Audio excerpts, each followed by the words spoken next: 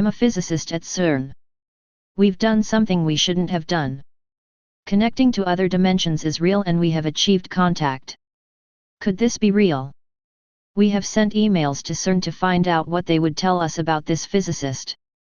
Everyone knows or feels something bad is going on there. Maybe what we're feeling is true. Stay paranoid, my friends. Here is the repost. Please be advised of the following. 1. I am breaking international laws regarding privacy and secrecy by publishing this information. 2. I am not going to disclose my location since I know that any attempt to prove what I've seen or what I've been part of will result in my immediate and thorough extermination. My name is Dr. Edward Mantel and I was, technically still am, a physicist at CERN, located in Geneva, Switzerland. I specialize in particle and subatomic research, focusing on quark interactions. In other words, I study very small particles and how they interact with one another at very high speeds. Until Thursday, January 15, 2014, I was a normal scientist living and working on the CERN campus. Most of the scientists who are involved in the branch of research that I am live on campus at the facility in Geneva and venture out only for social activities and the occasional visit home. Most of you who have heard of CERN will have heard of the LHC, Large Hadron Collider, the largest scientific instrument which exceeds 20 miles in diameter and travels under the sovereign territory of two countries, Switzerland, France. The public has been told that it was constructed at a cost of tens of billions of euros for the purpose of studying the birth of the universe, and the collisions that take place within the collider allow us a quick glimpse at certain phenomenon that can only be witnessed when particles hit one another at incredibly high rates. This is not what the machine was designed for, nor is it what the machine has been used for since its inception. CERN's main purpose for building the collider was to open a doorway. Allow me to explain. The doorway idea came into fruition in the 1960s. After years and years of attempting to hide UFO phenomenon, including large-scale and very public interactions such as the Roswell incident, and the Battle for Los Angeles incident well before that, the governments of the United States, Great Britain, and France decided to throw their weight behind the understanding of what precisely these objects were. The ideas flew far and wide. Were UFOs from another planet? Were they from another time? Or were they simply mass hysteria and mass delusion fueled by the overactive imagination of a public who were shit scared of communists and their technology? No, they were none of those. Our universe is but one page in a large book. Think of a closed book sitting on a table. You see each page stacked on top of one another, bound by the spine and sandwiched between the two covers. Our universe is but one page in a vast and all-encompassing book. And our page is certainly not the only one with rich, in-depth thought and writing committed to it. Every page in the book represents a different dimension, each with its own unique writing, own unique story, own unique way of isolating itself from the other pages. No page was to interact with the other, just as no ink bleeds from one page to another in a standard book. Each page, a universe unto itself. Within a few short years of mathematical research and fleets of scientists working under threat of extermination should they share their research, the book idea was finally cemented. Though many disagreed, the mathematics were there to support the book idea, and the mathematics also showed us that it was impossible for one page to interact with another. That was, until the 1980s. During the 1980s, billions of dollars of research was funneled into the idea that if we used enough energy, if we used enough force, concentrated into a small area, the size of a pinprick, we could theoretically tear our page and get a glimpse of the page next to ours. We could open a door from their universe to ours. When the family, the code name for the group of scientists that functioned as the head of each of their departments at CERN, were shown the initial presentation in March of 1981, many of them expressed grave concern about the ramifications of opening such a doorway. But in the beautiful name of science, the family decided to share these ideas with the governments who constantly funded their research. At a meeting held in Luxembourg, the heads of state of the newly forming European Union, along with the United States and China, were shown plans for the construction of a colossal machine that would enable the opening of a doorway that could be closed at our discretion. The door would be opened, and the energy levels would be measured to prove that CERN had accomplished its task, and the door would be closed. Open. Shut. Simple as that. The government leaders threw endless funding at the family and the rest of CERN in the hopes of understanding what kind of power lay in another universe. Think of the possible endless source of energy, faster than light travel, weaponry that could obliterate enemies using laser. The possibilities for power were truly staggering. So, the public was fed one narrative, understanding the universe, and the family and governments knew the truth.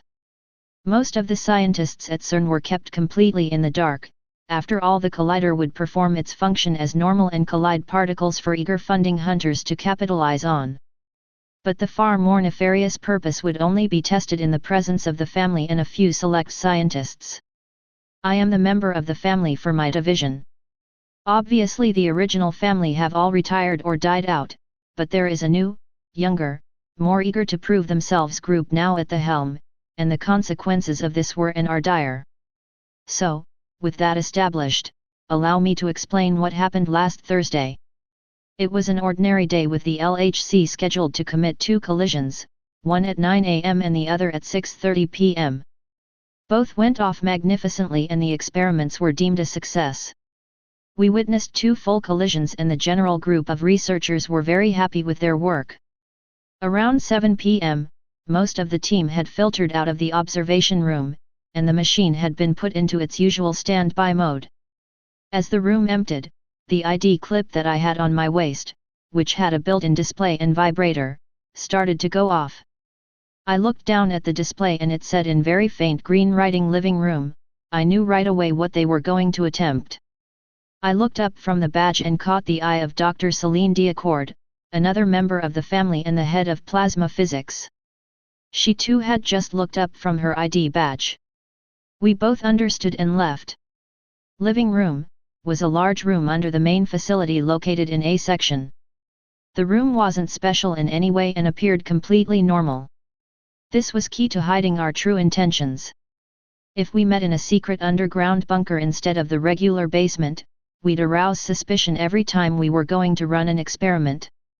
As Celine and I made our way from the collider to Section A, the cold Swiss air hit my face and burned as we booked it across the campus. The night was exceptionally clear, and this factor further bolstered my suspicion. They always liked doing these experiments on clear nights. We entered Section A and made our way to the main building. The doors opened up as we approached and we made our way to the elevators across the wide expanse of a lobby with the vaulted ceilings. The RFID signal given off by our name badges caused the elevator doors to open before we had even pressed the button. As we stepped in, the doors shut and the elevator began to move. "I'll never get used to that," Celine said, referring to the degree of automation that the buildings displayed. We had been scheduled for a meeting in the living room, and the building knew, so all strategic lights were on, and elevators were reading where we needed to go. The miracle of networking. We exited the lift and made our way to the regular boardroom. The door was shut and assembled inside was the family.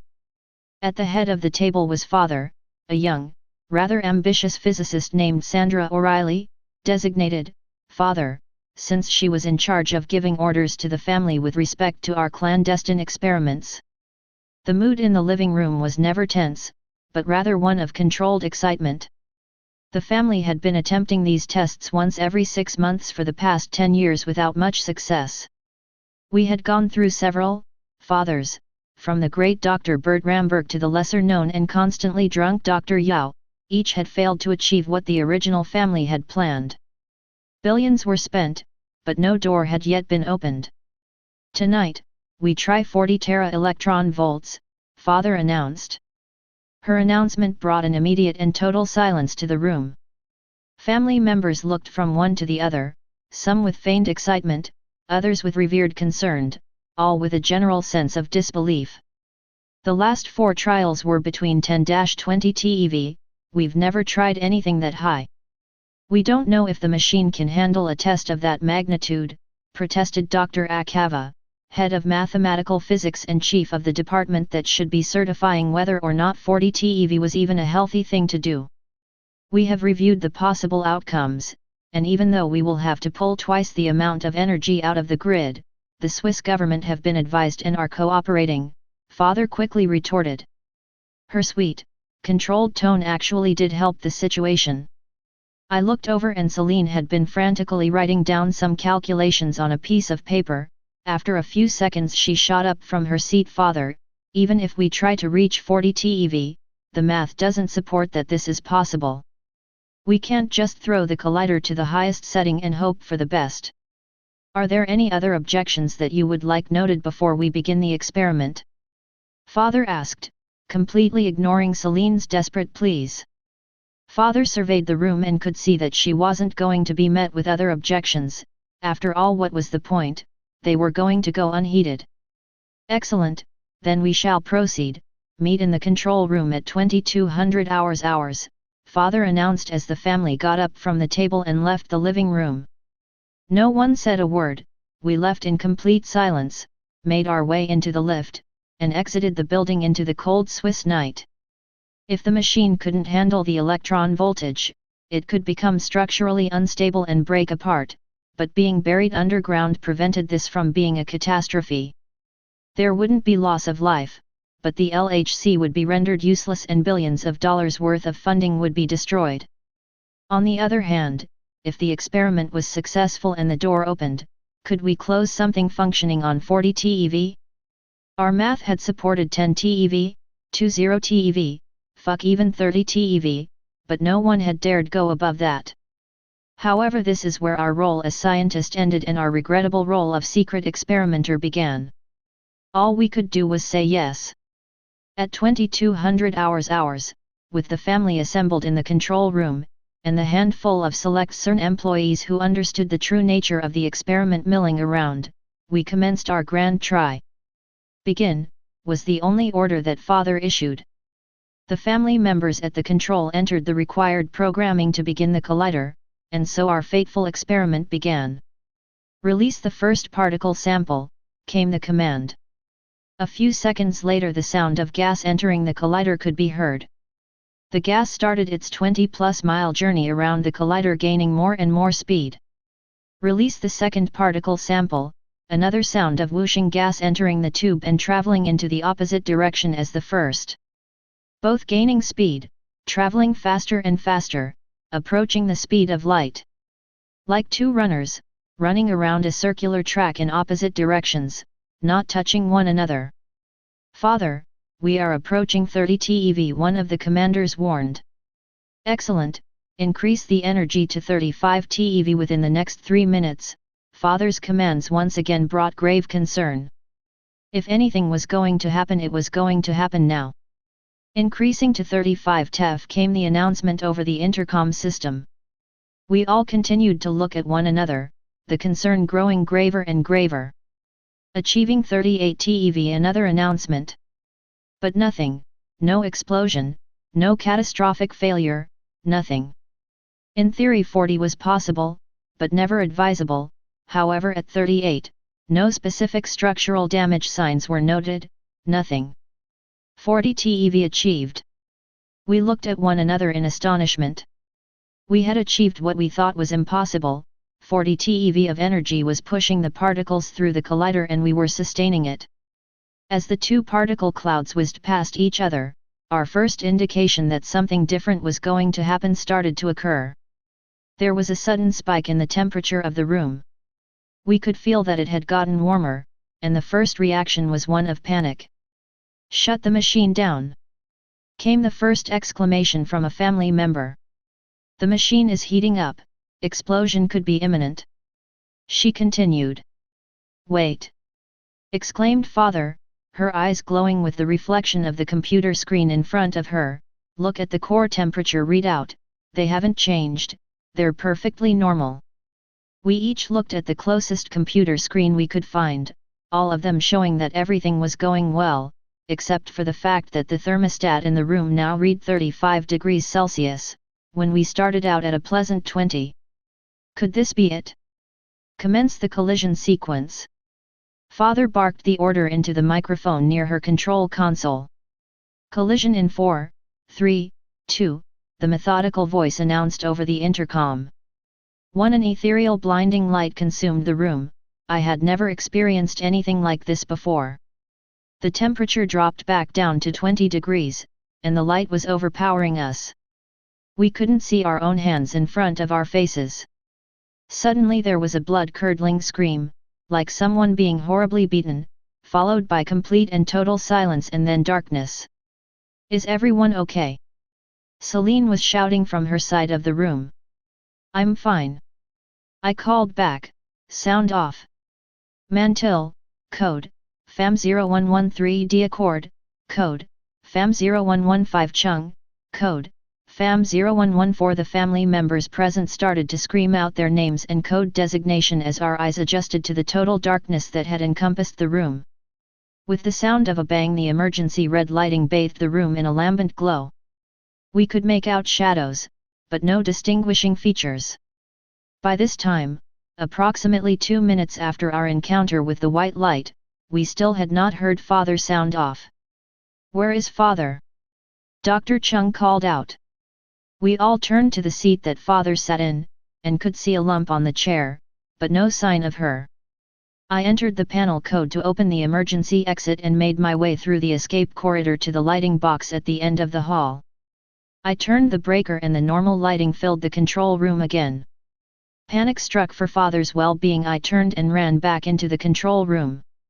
All of my fellow scientists were in complete and total awe. Nothing in the room was out of place, and the temperature had returned to normal. However, sitting in Father's chair was a pile of her effects. Celine ran up to the chair Father once filled and looked down with a gasp. "She's gone. All of her things are here, her jewelry, her clothes, her tamp, everything." Where Father sat now rested her physical possessions. She had vanished into thin air. After this message he went on to say one final thing. "Prepare now for the terror ahead, John 3:16, Hosea 2:16 Selah. I just don't know. Paranoid I am, paranoid you should be. If you are, stay paranoid, my friends."